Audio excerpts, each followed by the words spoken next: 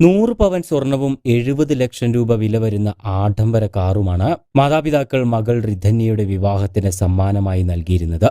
എന്നാൽ കഴിഞ്ഞ ദിവസം ആ മാതാപിതാക്കൾക്ക് കേൾക്കേണ്ടി വന്നത് മകളുടെ മരണവാർത്തയാണ്. തനിക്ക് ഏറെ പ്രിയപ്പെട്ട പിതാവിന് അവസാന വാട്സപ്പ് സന്ദേശം അയച്ചുകൊണ്ടാണ് റിധന്യ ജീവനൊടുക്കുന്നത്. இந்த தடவை நான் யாரும் என்னை காப்பாற்றணும்னு நினைக்கலப்பா. எல்லா தடவையும் நம்ம லைஃப் மாறும் அப்படின்னு தான் நினச்சிருக்கேன். ஆனால் இந்த தடவை என் லைஃப் எப்பவுமே மாறாதுங்கிறது உண்மையை புரிஞ்சுக்கிட்டேன்.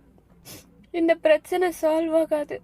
ஒருத்தவங்களோட குணத்தையும் கேரக்டரையும் மாற்றவே முடியாது.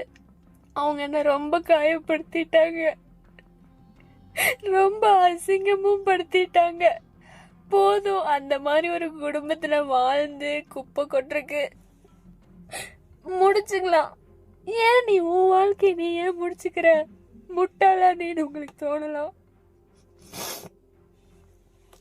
எனக்கு அவ்வளோ தெம்பலாம் இல்லப்பா. அவ்வளோ தைரியமான பொண்ணெல்லாம் கிடையாது.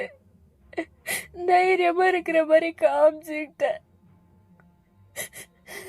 இந்த வாழ்க்கை வேண்டாம், முடிச்சிருக்கலாமே, பொறுமையா இருந்திருக்கலாமே நீங்க யோசிச்சிருந்தா இந்த வாழ்க்கையை முடிச்சாலும் இன்னொரு வாழ்க்கையை தேர்ந்தெடுத்துக்கிறக்கும் இன்னொரு வாழ்க்கையை ஏத்துக்கிறதுக்கான மனம் வலிமை என்கிட்ட இல்லப்பா. அது அசிங்கம்.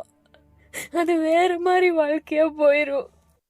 കഴിഞ്ഞ ദിവസം ക്ഷേത്രത്തിലേക്കെന്ന് പറഞ്ഞു പോയ റിധന്യയെ വഴിയരികിൽ കാറിൽ മരണപ്പെട്ട നിലയിൽ കണ്ടെത്തുകയായിരുന്നു. കീടനാശിനിയായി ഉപയോഗിക്കുന്ന ഗുളികകൾ കഴിച്ചാണ് റിധന്യ ആത്മഹത്യ ചെയ്തത് എന്നാണ് പുറത്തുവരുന്ന വിവരം. പ്രദേശത്ത് ഏറെ നേരം പാർക്ക് ചെയ്തിരുന്ന ഒരു കാർ ശ്രദ്ധയിൽപ്പെട്ട നാട്ടുകാർ പോലീസിനെ വിവരമറിയിക്കുകയായിരുന്നു.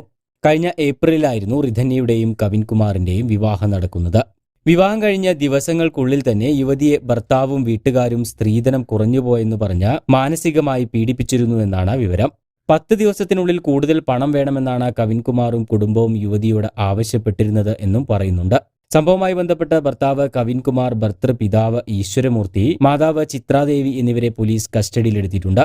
സംഭവത്തിൽ കൂടുതൽ അന്വേഷണം നടത്തിവരികയാണെന്നും പോലീസ് അറിയിച്ചു.